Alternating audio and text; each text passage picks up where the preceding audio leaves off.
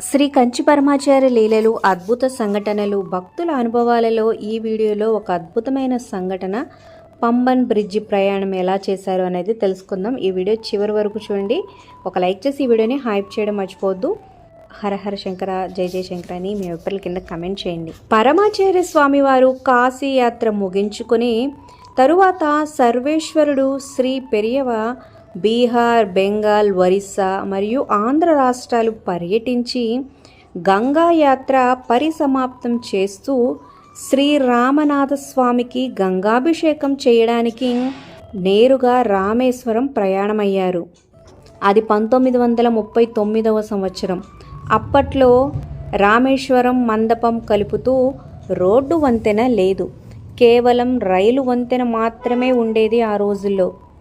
మహాస్వామి వారి మకాం తిరువారూరులో ఉండగా అప్పయ్య కుప్పుస్వామి అనే భక్తుణ్ణి పిలిచి తిరుచ్చికి వెళ్ళి ఇంపీరియల్ బ్యాంక్ నారాయణ స్వామిని కలవమన్నారు.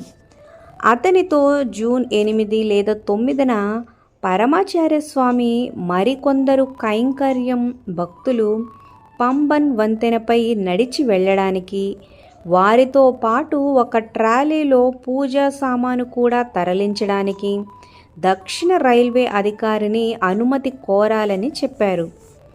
శ్రీ కుప్పుస్వామి తిరుచి వెళ్ళి శ్రీనారాయణ స్వామిని కలిసి పరమాచార్య స్వామి వారు పంపిన సందేశాన్ని తెలిపారు. శ్రీనారాయణ స్వామి ఆ సాయంత్రమే ఈ విషయమై రైల్వే అధికారిని కలుస్తానని, మరుసటి రోజు రమ్మని పంపించేశారు. కుప్పుస్వామి ఆ రోజు రాత్రి ఉరైయూరులో ఉండి మరుసటి రోజు ఉదయం నారాయణ స్వామిని కలిశారు. ఇందుకోసం శ్రీమఠం నుండి వ్రాత ప్రతిలో అభ్యర్థన పంపాలని తెలిపాడు. రైల్వే అధికారులని నారాయణ స్వామి అడిగింది ట్రైన్ల రాకపోకలు లేనప్పుడు పరమాచార్య స్వామి వారు వంతెన దాటడానికి అనుమతిని. కానీ ఆ అధికారులు ట్రాక్ల మధ్యలో చక్కబల్లలు వేసి స్వామివారు నడవడానికి అనుకూలంగా చేయడానికి సిద్ధం అని తెలిపారు. ఇందుకోసం శ్రీమఠం నుండి వచ్చే అభ్యర్థన పత్రంలో ఈ విషయం కూడా చేర్చాలని సూచించారు. మొత్తం చర్చించిన తరువాత కుప్పుస్వామి ద్వారా శ్రీమఠం నుండి అభ్యర్థన పత్రం తెప్పించారు నారాయణ స్వామి. మరలా 3 గంటలకు కుప్పుస్వామి వెళ్ళి నారాయణ స్వామి గారిని కలిశాడు. ఇద్దరు దక్షిణ రైల్వే కార్యాలయానికి వెళ్ళి అక్కడి ప్రతినిధిని కలిశారు.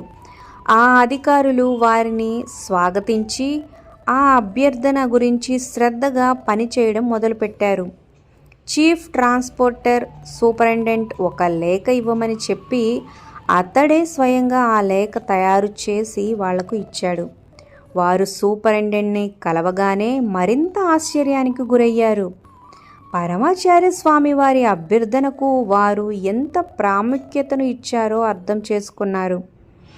మండపం క్యాంపు రైల్వే స్టేషన్ మాస్టర్ను సంప్రదించి ఆ వంతెనపై రైళ్లు రాని సమయం ఏదో కనుక్కుంటాను, వారి అంగీకారాన్ని రైలు వంతెన దాటడానికి తగిన సమయం వివరాలతో ఒక వ్యక్తిని మీ ఇంటి వద్దకే పంపుతాను, ఆ సమయం లోపలే వంతెన దాటడం పూర్తవ్వాలి అని చెప్పారు సూపరింటెండెంట్. వారు చెప్పినట్టుగానే మరుసటి రోజు సాయంత్రం 5 గంటలప్పుడు ఒక రైల్వే అధికారి వచ్చి ఆ లేఖను ఇచ్చి వెళ్ళారు. అందులో ఇలా ఉంది: పూజా సామాను ఉంచడానికి ఒక 4 కూర్చోవడానికి వీలుగా ఉండే ఒక శుభ్రమైన ట్రాలీ సమకూరుస్తాము.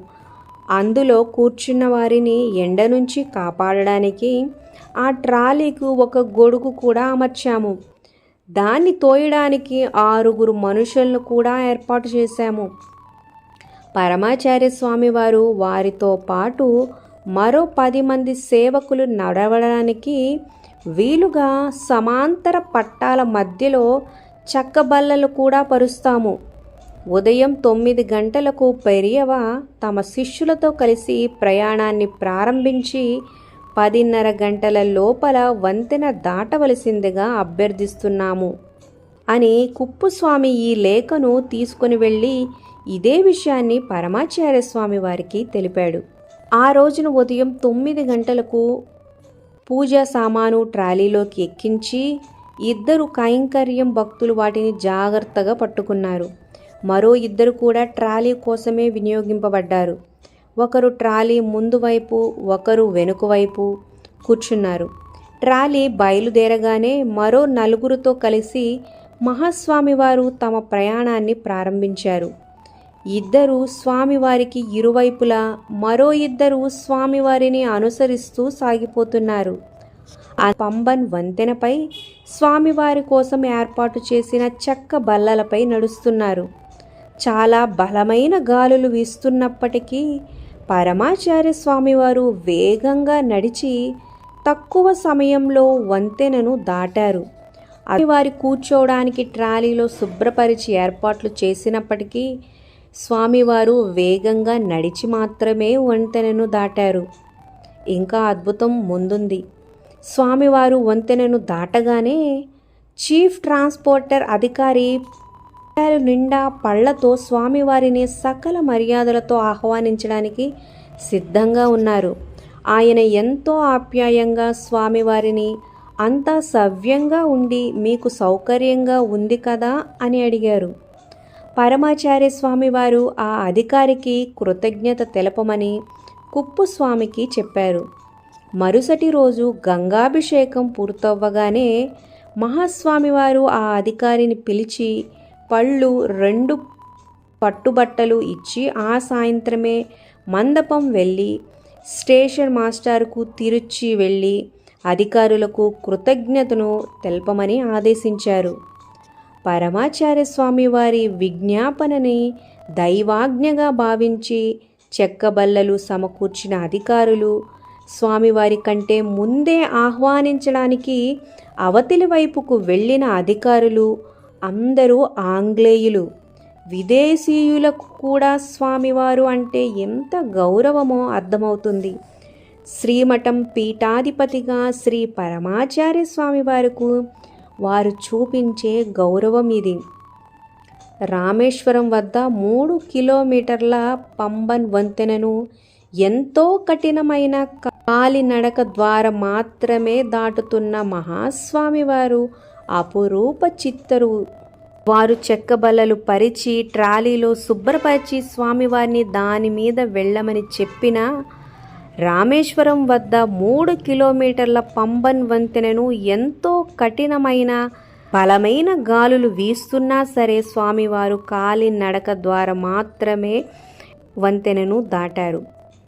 అపార కరుణాసింధం జ్ఞానదం శాంతరూపిణం శ్రీ చంద్రశేఖర గురం ప్రణమామి ముదాన్వహం.